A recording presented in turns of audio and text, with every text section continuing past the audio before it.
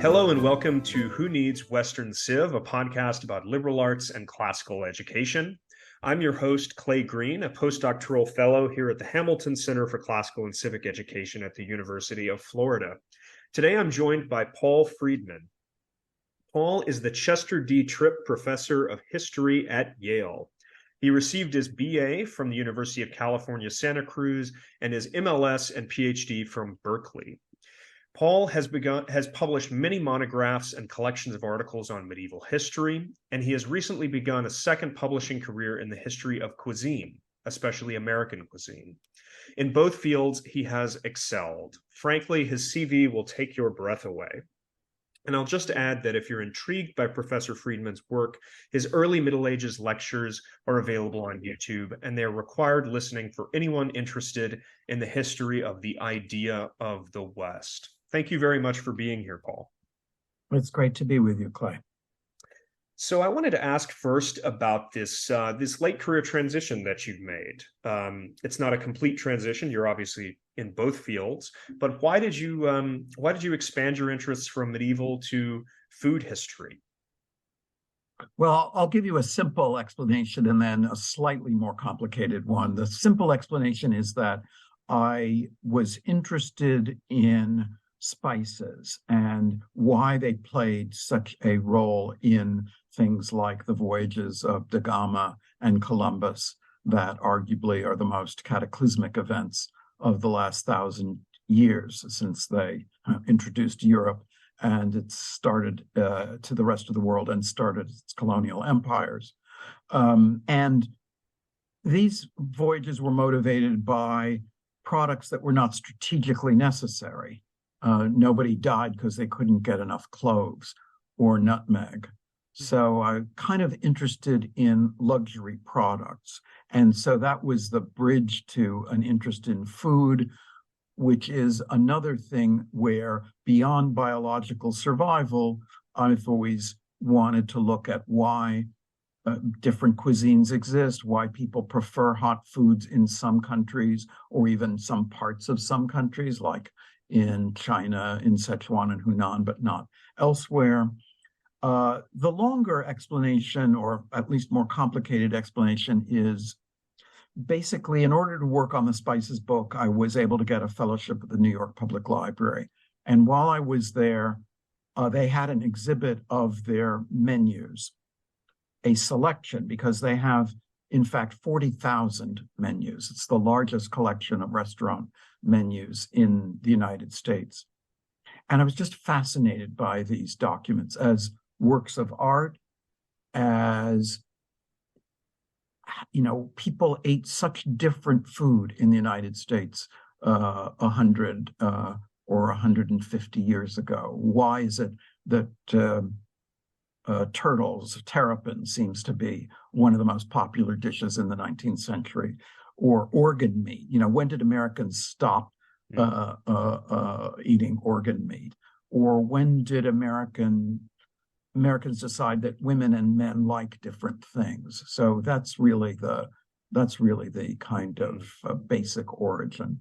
Do you have an answer to the question, when did Americans decide that women and men like different things? Late 19th century. So up until the Civil War, cookbooks and household advice and just, you know, sort of general discussions of families or the duties of women don't distinguish between male and female preferences in food. It's assumed that they like the same things, with the one exception being that women for centuries in the Western world have been thought to have a partiality for sweet desserts, candies. But beyond that, and so the first restaurants designed for women, for female customers, were so-called ice cream saloons that featured ice cream, obviously, but were also safe spaces. They didn't serve alcoholic beverages. They were decorated according to what were thought to be female tastes, that is to say, with a lot of mirrors and sort of white walls and a lot of gilt. But by the late 19th century, you get something that has been pretty durable, and that is that women like light food, that they like food that is bland, decorative. So, with little mayonnaise, squiggles or marshmallows or whipped cream. And they still like dessert. So the classic restaurant designed for a female clientele in the 20th century, certainly up until the 1970s, featured light entrees and elaborate desserts. I'm always amazed at the things I learn from my guests on this podcast, but that may be my favorite so far. Yeah, this may not have been what you planned on, however.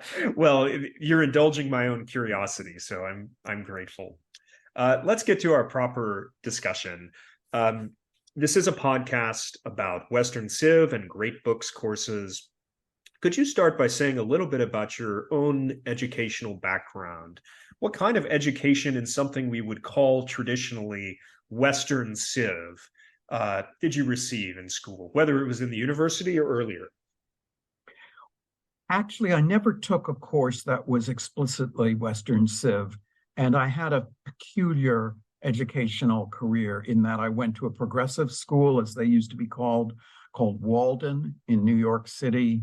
And then I went to Princeton and only stayed there 1 year. And from Princeton, I transferred to the University of California at Santa Cruz, which then was kind of had the reputation, and not undeserved, of being a hippie college.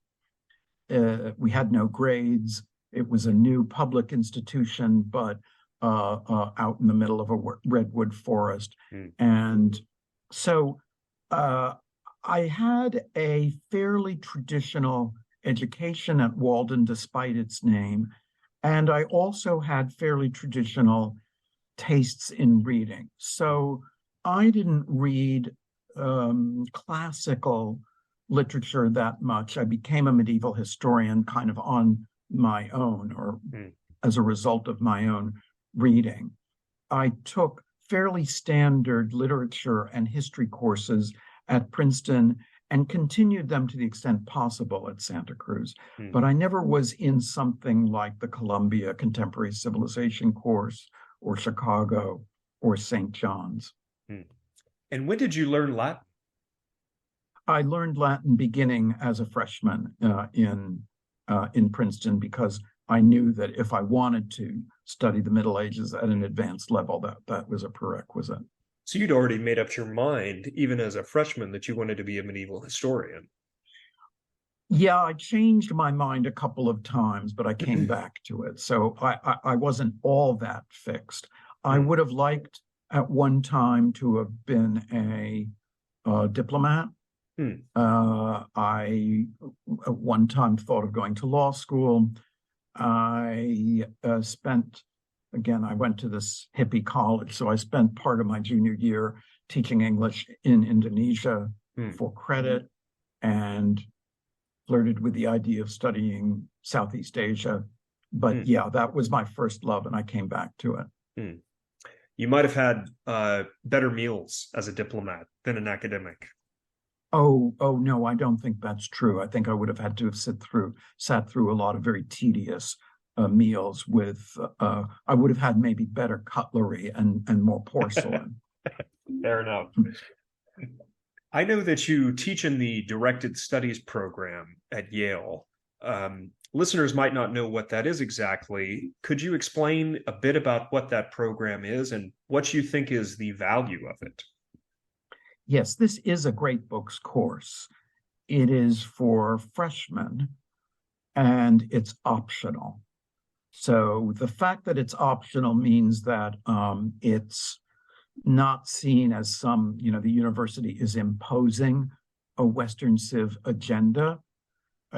Interestingly enough, it is a very diverse student body. You have to apply to it. It's not insanely hard to get into, but it is a selective program, and it's 3 courses at once, so that it occupies at least 3/4 of your freshman year, since it's a 2-semester commitment. It's literature, philosophy, and then a field called history of political thought.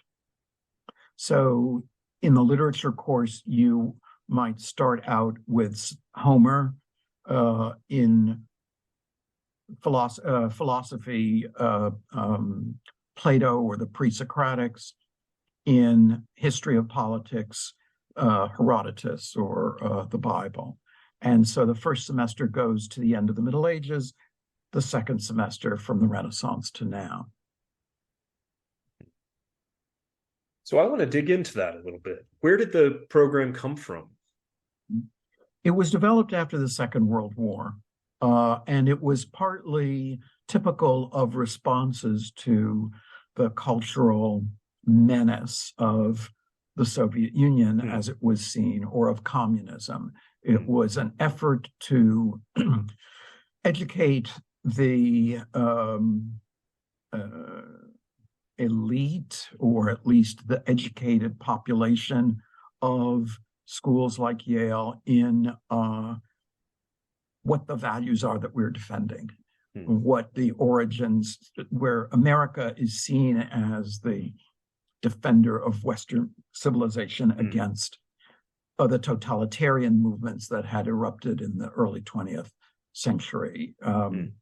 With the defeat of fascism, then the totalitarian movement that most preoccupied the creators of this series of courses was communism. And its emphasis was on the classical and modern worlds. I've loved teaching in it, and I have done so very often, and over the last 4 out of 5 years for the first part of the history and politics sequence. But it is not really involved with the Middle Ages, because the people who created it really, they weren't that interested in Christianity. They weren't that interested in what they saw as a sort of semi-superstitious interregnum. If they'd had their way, we probably would have gone from Tacitus to Machiavelli nonstop. So this was a kind of humanist ideology, might be a strong word, but this didn't have a strong Christian component. That's right. That's right. I mean, I think a humanist, in a way, may be the strong term, and ideology the appropriate one, at least at its foundation. It was humanist, but and defending the humanities, but the humanities in a somewhat instrumental way. The notion that future leaders need to have read Thucydides. Future leaders need to be familiar with the Prince.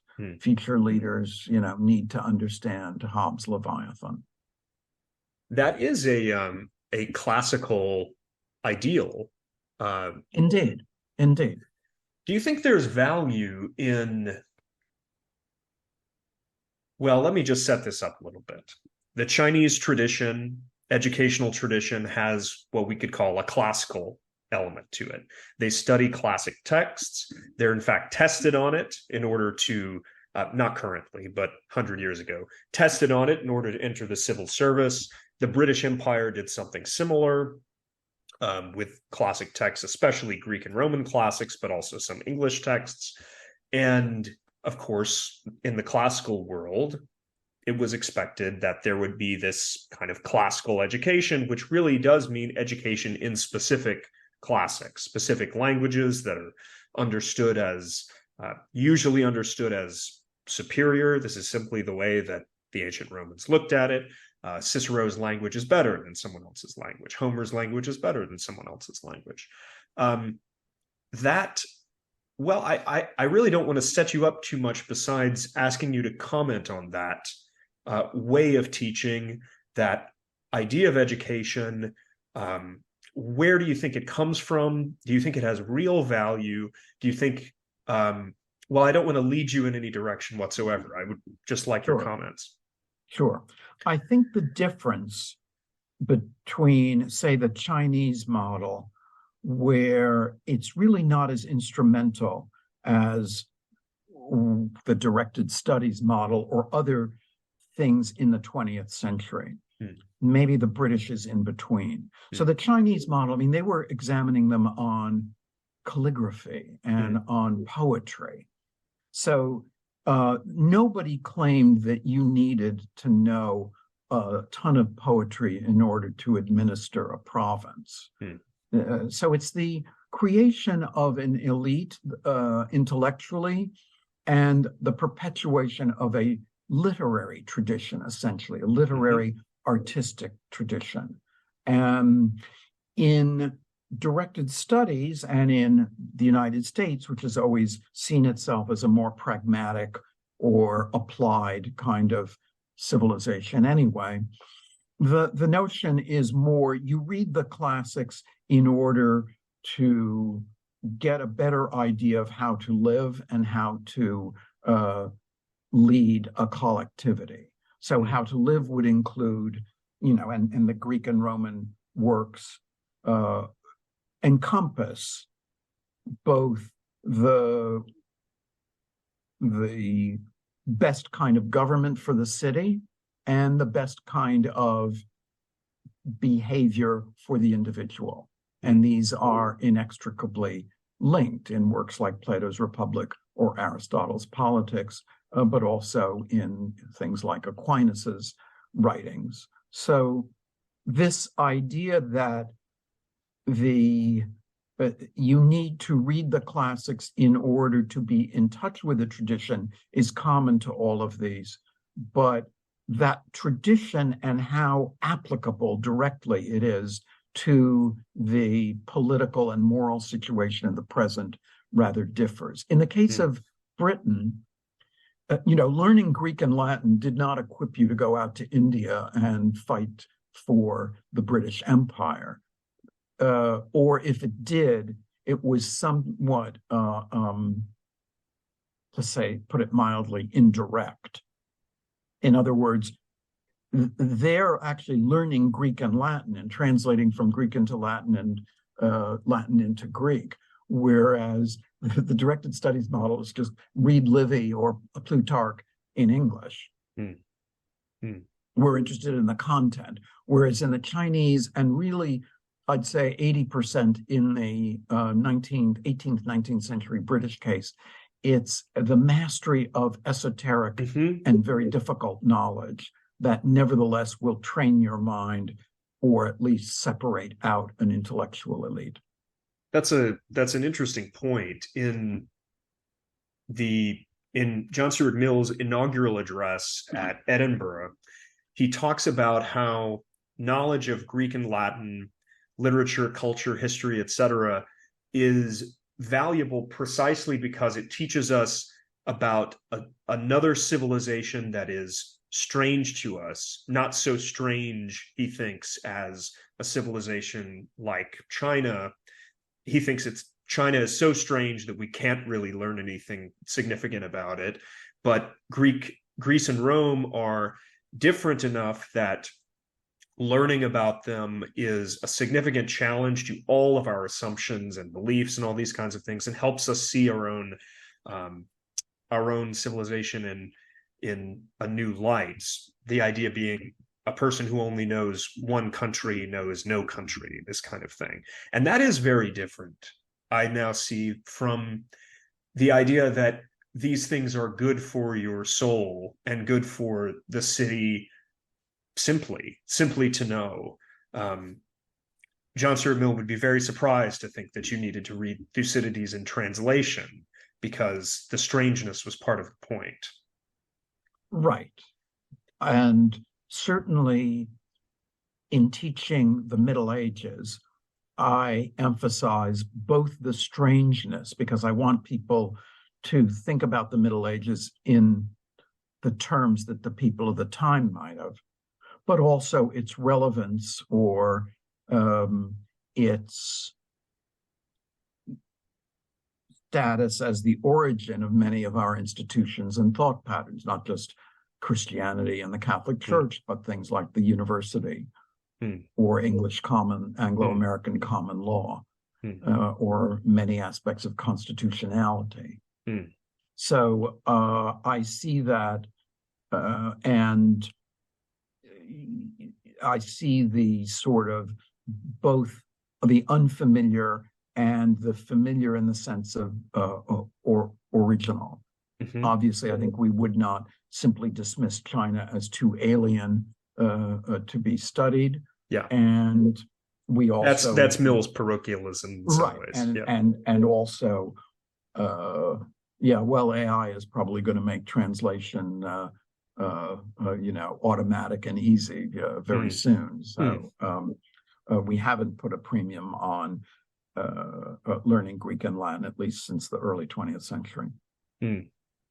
What do you think AI will do to translation? Do you think that there's a chance that it could reach such a level that it will essentially domesticate all languages and many texts? Some texts obviously are going to be so complicated to reassemble. Unwieldy text is something one of my grad school teachers would refer to. Those will remain unwieldy. But do you think there's a genuine chance that AI could have that kind of power? Well, I'm not informed, obviously, professionally, but yes, there's no reason why AI can't learn Latin. And then there's no reason for you to learn Latin. When it comes to modern languages, if you wanted to go to France and speak French, then you've got to learn the language. But it is pretty sinister. Already, the study of foreign languages is not what I would like it to be in this country. And AI will very likely kill it. When it comes to very difficult languages, this is probably a great boon. In other words, lots of people who are not of Chinese or Arabic origin study, at Yale and elsewhere, study these languages and don't learn them because they're really hard. And if you can translate Arabic with a machine-aided thing in a couple of minutes, that's going to make accessible a huge amount of text that it requires years of study now to understand. I wanted to bring up a figure or perhaps a tradition in this history of 20th century. What would be best to call it? Classical studies. Let's just say great books. I think that's the best way to describe it. You mentioned earlier St. John's College, and Jacob Klein, the founder of St. John College, was, I don't remember if he was a student of Heidegger's, but he was certainly a friend of Leo Strauss, who had a kind of vaguely existentialist bent to his classicism. And what I mean by that is they both understood that Heidegger had somehow uncovered, made possible a kind of fresh encounter with especially the thought of Plato and Aristotle and further back. And the St. John's model, as I understand it, is not really about equipping leaders with universal truths so much as the experience, the sort of irreplaceable existential experience of doing the work of trying to understand something incredibly difficult. I bring that up for two reasons. One is because you were just discussing this issue of translation. St. John's, I think, still tries to read a lot in the original languages, though I think it doesn't to the same extent. But also because that's another potential goal for this type of teaching. And once again, I don't want to lead you in any direction, but just ask if you think that has a possibility or value. Well, I think it has a niche value for sure. Yeah. But again, the United States being what it is, the Heideggerian kind of Olympian difficult knowledge position is, however appealing to certain intellectuals, is not going to have the same kind of practical application. So my university is not dominated by intellectuals as opposed to smart people. So the student who goes to St. John's, or let's say a place that doesn't necessarily have a great books tradition, but a fervid intellectuality like Swarthmore, is different from the kind of student who goes to Yale. The latter are more interested in power, or are more ambitious to succeed in the world. The kind of mind that you're describing has a greater purity of intellectual desire. Not that that's necessarily morally better, but it is different, in my opinion. Yale students are frighteningly ambitious, in my experience. If you meet a Yale student whose CV or resume doesn't say founder of some student organization, I think that's 1 in 1,000. Well, that's why I have to stop myself. So I have, in recent years, have students who, want to study Monophysite saints or the Donatist movement, and I have to stop myself from saying, "What are you doing here? Why aren't you at Oberlin?" Because that's not the dominant. The dominant thing is, I'm really interested in the early Middle Ages, but I'm totally going to go into consulting or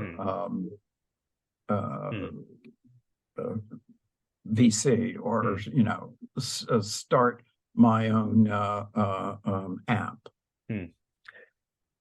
Your early Middle Ages lectures on YouTube, which I mentioned, which feature both the Donatists and the Monophysites, are, as I said to you before we started here, some of my favorite listening. And I noticed that you do, in fact, use the term Western civilization in those lectures. I want to ask you one question here that has a couple parts. It's taxonomical. What is Western civilization? Is Islam a part of Western civilization? Is India a part of Western civilization? Is South America a part of Western civilization? How do you define Western civilization, and what are its geographic and temporal borders? Yeah. So as a medieval historian, part of my notion is influenced by the West defined as Europe, but not so much as opposed to places that people didn't even know about in the Middle Ages, like America, or only had rather inaccurate ideas about, such as India, but also defined against the Greek or Byzantine world or empire.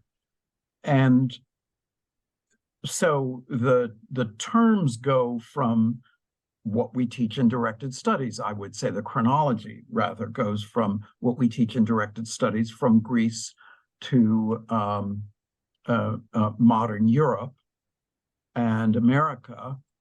But so Islam is part of the West, at least for part of its history and part of its geography. It's one of the successors to the Roman Empire. It takes over Egypt, the Eastern Mediterranean, eventually Asia Minor, and Constantinople, then Istanbul. So these are all, and Mesopotamia itself, these are all seats of the early part of Western civilization. The modern history of Islam encompasses all the parts of the world, the largest Islamic countries in our time are Indonesia, India, Pakistan, that are outside of this area. My reason for being interested in Western civilization, or my teaching a course like directed studies, is not that this is the be-all and end-all, that Homer is more beautiful than other poetic traditions, the Ramayana. It's rather that in order to understand the way people think now about things like politics or literature, you have to understand where these things come from. That a huge amount of political discourse is a commentary on, or at least a reworking of, people like Livy or Polybius or Plato, and that it's not that they thought, it's not that Plato's Republic is a model for how we should be. It's actually zany, but it's the establishment of a conversation about the political order or the nature of reality that when you read people who come after, you can't understand Shakespeare without Plutarch, for example, or without the comedic traditions of Terence or Plautus.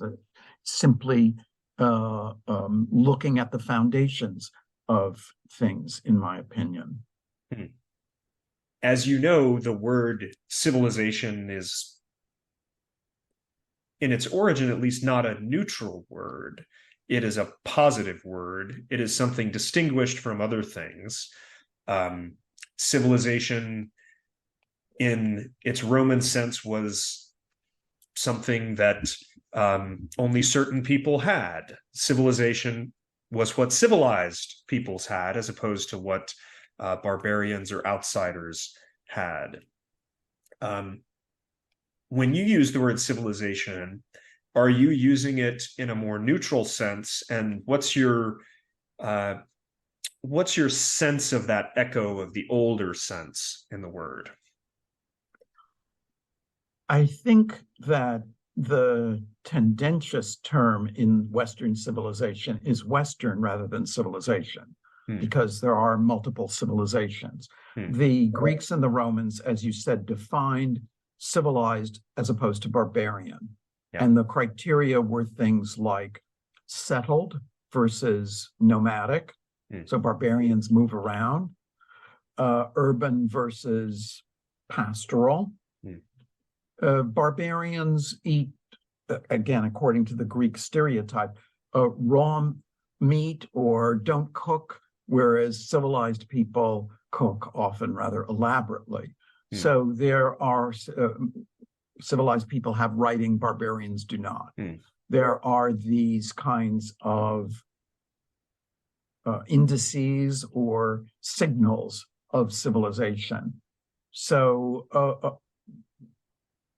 the reason, once again, for studying Western civilization is not that it's superior to all others, but that it has influenced much of what we see today. Whether that's a good thing, I mean, I'm not a fan of European colonialism, but on the other hand, why is the Senate called the Senate? Why are public buildings in the US designed to look like Roman buildings? Why did John Adams read Livy so assiduously? Why was Polybius the inventor, or seen as the inventor, of the separation of powers version of division of powers? It's, if you're curious, people aren't going to die if they don't know this stuff, or their lives are not going to be somehow incomplete. But if you have some curiosity about just why are things the way they are, why does the world exist, not just physically, but culturally the way it does, then the things that are put together under the label Western civilization become important. Yeah, I appreciate that. That feels very much like a historian's perspective. Correct. Well, I have enough philosophers relativism on of here. A historian, or rather than the sort of aesthetic, the greatest things that have been thought or said. Good. Well, it's important to have that kind of balance. And in the spirit of balance, I would also like to ask, what do you think is the strongest argument against offering courses called Western civilization and or courses organized around great books? There is opposition to this. And I imagine you're sympathetic to some amount of that opposition, and I would just like to get your perspective on all that. I'm not sympathetic to it. I mean, I'm a political liberal, and I, am open and fan of diversity and of inclusiveness. Nevertheless, and so I think, again, I emphasized in answering your initial question about directed studies that it's optional. So I think one of the objections to these courses at some other universities or colleges is that they're required. Certainly, the United States offers a huge choice among curricula and academic programs. Does it ever? So, yeah. So I don't see an argument against. I mean, I know what they are, but I think they both exaggerate the influence of these ideas, the harm that they are causing. Sure, when 50 years ago, the Department of History at my university was almost exclusively U.S. and European history, although it always had a strength in China and Chinese history. And now we have a much more widespread global. So I think that some of the battles have already been won by the people who are likely to criticize as hegemonic somehow the notion of Western civilization. So I don't accept the notion that it has this hegemony. Yeah, I think what some of the people in my program and I myself am a little concerned about is the possibility of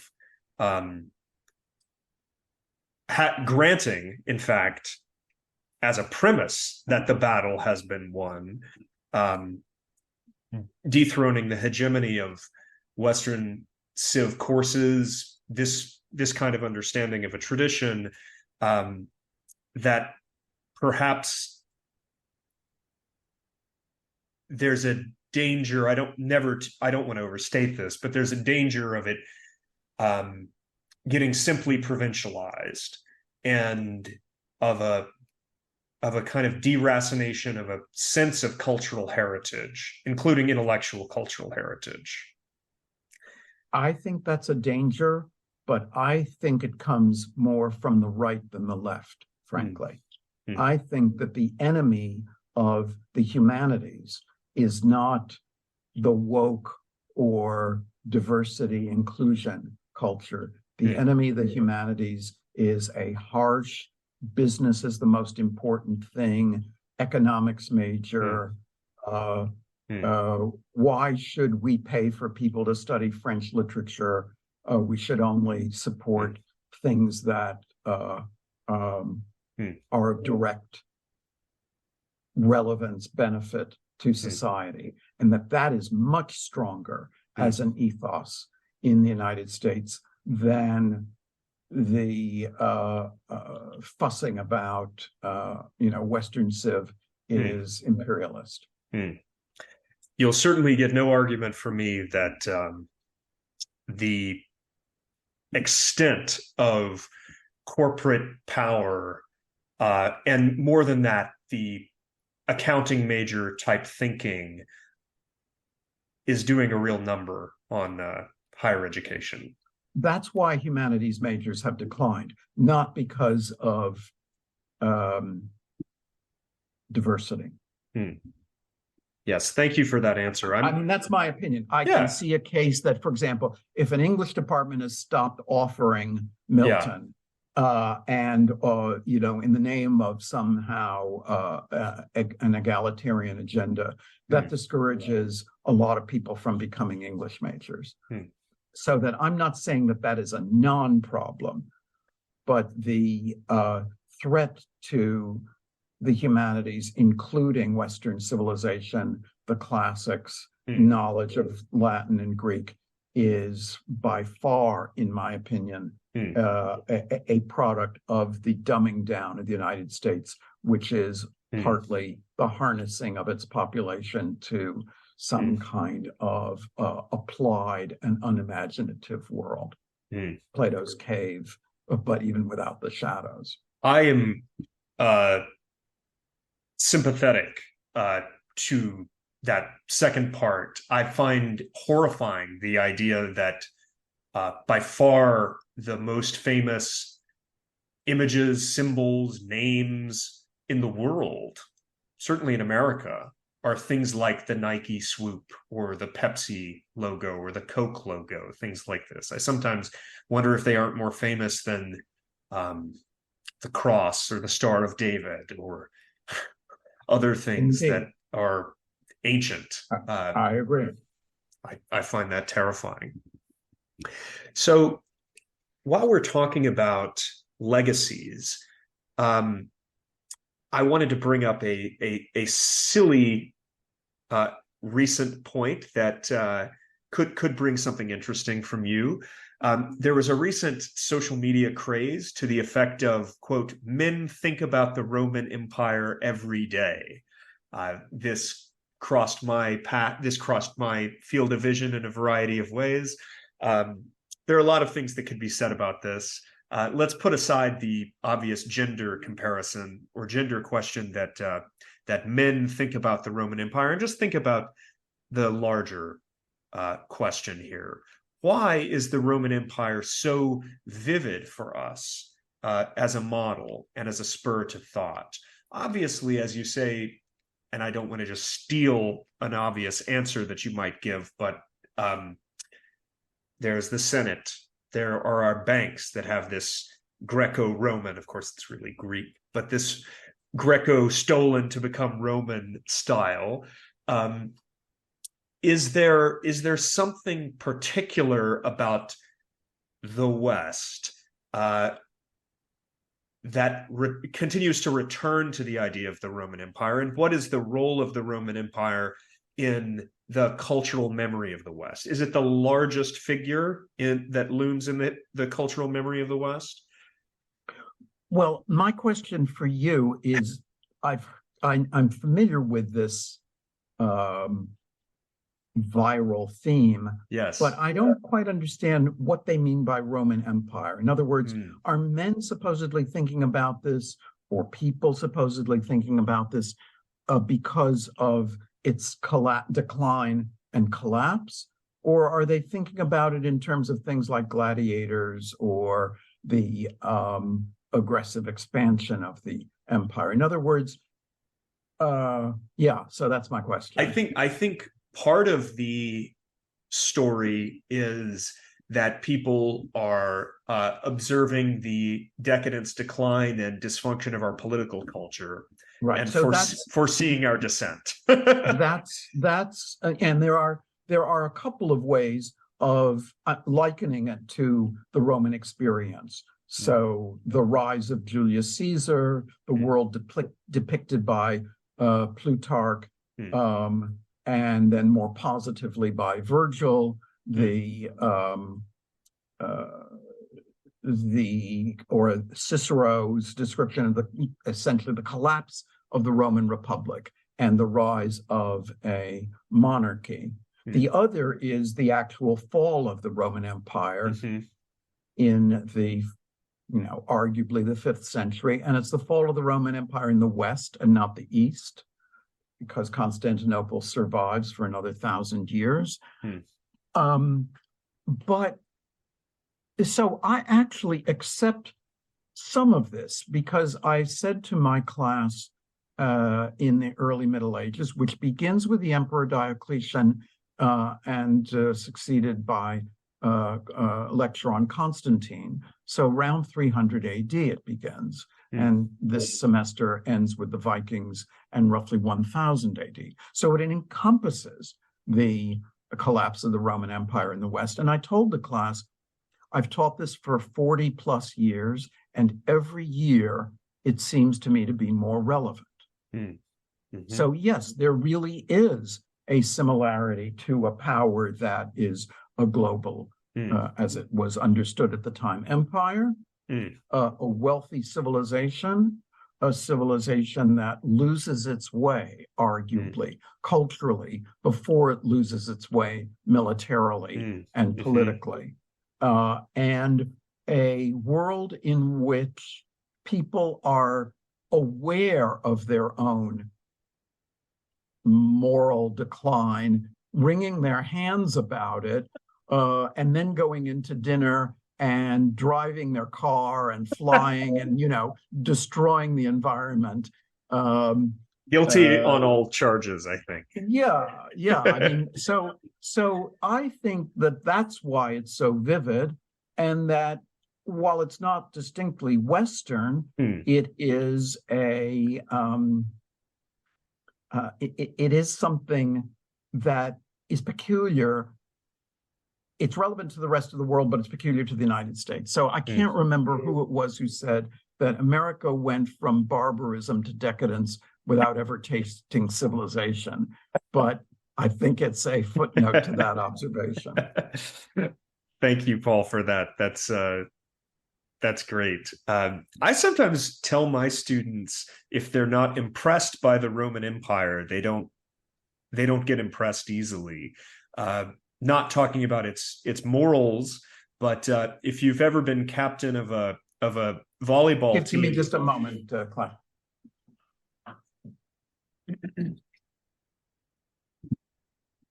I'll give you in just a couple minutes.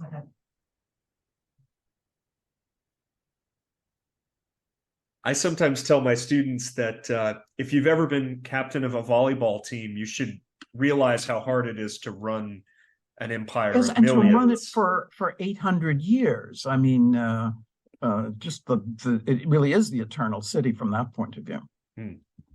A final question. Are you a good cook, Paul? I'm certainly know how to cook. I cook most of the meals for myself and my wife. I am not as good as I think I should be, given how many meals I have cooked, but I do know how. What's your best dish? Well, the dish that I'm most proud of, the two dishes, I guess, are Spanish, but I don't specialize in Spanish food. The tortilla española, the potato omelet, that's kind of like the national dish of Spain. And then another potato dish called patatas bravas, which are sort of double fried or roasted potatoes served with a kind of garlic and then a hot sauce with two sauces. I've had that before. It's fantastic. But both of them are things that are fairly simple, but for which there are a lot of inferior versions. In other words, it's hard to do them right. And so that's the kind of thing I like, is where it's something that seems very easy, but you have to work at it constantly. Maybe I'll get your recipe for those. Yeah, Penelope Casas, an old Spanish cookbook from the, I guess, 1980s is very good for the omelet, for sure. I hope my listeners are taking notes. Thank you, Paul. I really appreciate you donating your time, and this was a lot of fun. This was great, Clay. I wish you every success with the continuation of this podcast. Thanks.